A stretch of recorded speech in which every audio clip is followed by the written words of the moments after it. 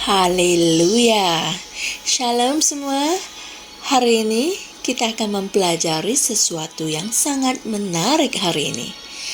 Pada zaman dahulu, bagi menyembah Tuhan, orang kena membina suatu tempat kudus. Tetapi sekarang, adakah kalian tahu bahwa tempat kudus itu adalah dirimu sendiri? Menarik bukan? Mari kita dengarkan apa yang firman Tuhan maksudkan. Haleluya. Maka pada hari ini, Pastor Chris ingin berkongsikan firman yang bertajuk Melayani di Tempat Kudus. Puji Tuhan. Ayat Injil pembukaan dipetik dari Ibrani 9 ayat 2 yang berkata, sebab ada dipersiapkan sebuah kemah, yaitu bahagian yang paling depan, dan di situ terdapat kaki pelita dan meja dengan roti sajian. Bahagian ini disebut tempat yang kudus. Haleluya. Dalam Perjanjian Lama, daripada arahan yang Tuhan berikan kepada Harun dalam Keluaran 30 ayat 7 hingga 8, kita dapat memerhatikan pelayanan para imam di tempat kudus. Dia mengatakan bahawa pelita-pelita itu haruslah sentiasa menyala. Dan apabila dia menyalakannya pada waktu petang dan pada waktu pagi, dia mesti membakar kemenyan. Ini adalah arahan yang sangat spesifik mengenai pelayanan para imam di tempat kudus di bawah Perjanjian Lama.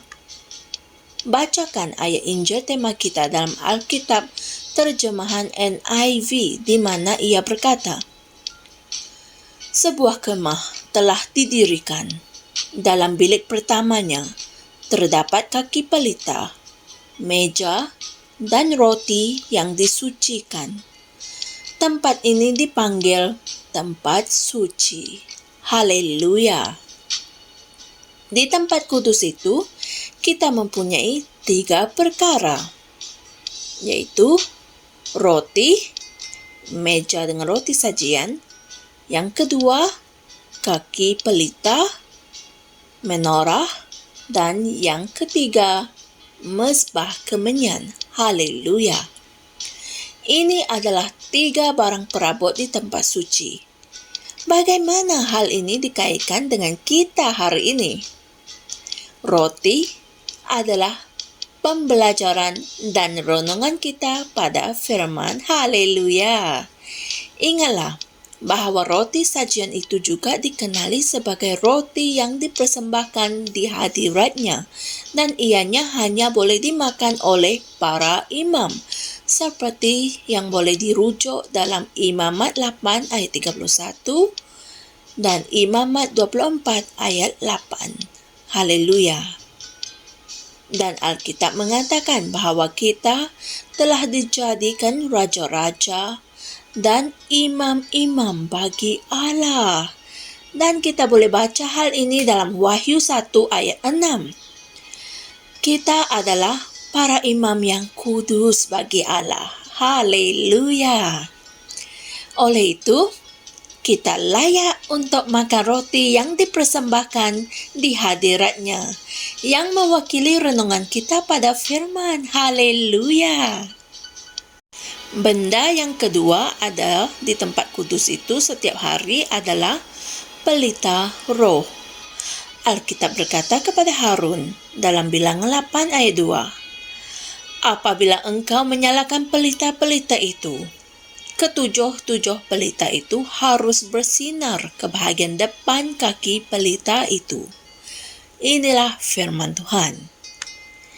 Ini mewakili ketujuh-tujuh roh Allah, di mana Wahyu 4 ayat 5 berkata, dan dari tahta itu keluar kilat dan bunyi guruh yang menderu, dan 7 obor menyala-nyala di hadapan tahta itu. Itulah ketujuh-tujuh roh Allah. Haleluya. Ini merujuk kepada kepenuhan roh, yaitu persekutuan kita dan pemenuhan roh yang berterusan. Haleluya. kamu harus mengekalkan kepenuhan roh itu setiap hari. Pelajarilah Efesus 5 ayat 18 hingga 21. Ia menunjukkan kamu caranya, haleluya, yaitu cara mengekalkan kepenuhan roh itu setiap hari. Benda yang ketiga di tempat kudus itu adalah mezbah pembakaran kemenyan yang menandakan pelayanan doa orang kudus. Haleluya. Mazmur 141 ayat 2 berkata, biarlah doaku dipersiapkan seperti persembahan ukupan di hadapanmu, dan tanganku yang terangkat seperti persembahan korban pada waktu petang. Haleluya. Ini merujuk kepada doa penyembahan, pujian, kesyukuran, dan syafaat kita. Hari ini, kamu adalah tempat kudus itu. Dan di tempat kudus itu ada 3 perkara ini, yaitu firman, roh, dan doa. Haleluya. Renungkan firman setiap hari. Hendaklah kamu sentiasa dipenuhi dengan roh dan berdoalah selalu. Haleluya. Saudara dan saudari semua, mari kita sama-sama berdoa. Ya Bapa, terima kasih atas keistimewaan pelayananku di tempat kudus-Mu. Ketika aku menyerahkan diriku untuk berdoa, belajar, dan merenungkan firman, sambil memenuhi diriku dengan roh selalu, aku sentiasa menang. Roh-Mu bekerja di dalam aku, dan aku mempunyai rahmat yang bertambah-tambah untuk pelayanan yang semakin meningkat. Dalam nama Yesus. Amin. Haleluya. Seperti biasa, Pastor Chris memberikan ayat-ayat Injil berikut untuk kita mendalami pembelajaran kita pada hari ini dengan lebih lanjut, yaitu Keluaran 30 ayat 7 hingga 8, Kolose 3 ayat 16, dan Efesus 5 ayat 18 hingga 20. Haleluya, puji Tuhan. Itulah sebabnya kita boleh menyembah Tuhan di mana-mana sahaja kita berada, kerana tubuh kita adalah tempat kudus. Haleluya, amin.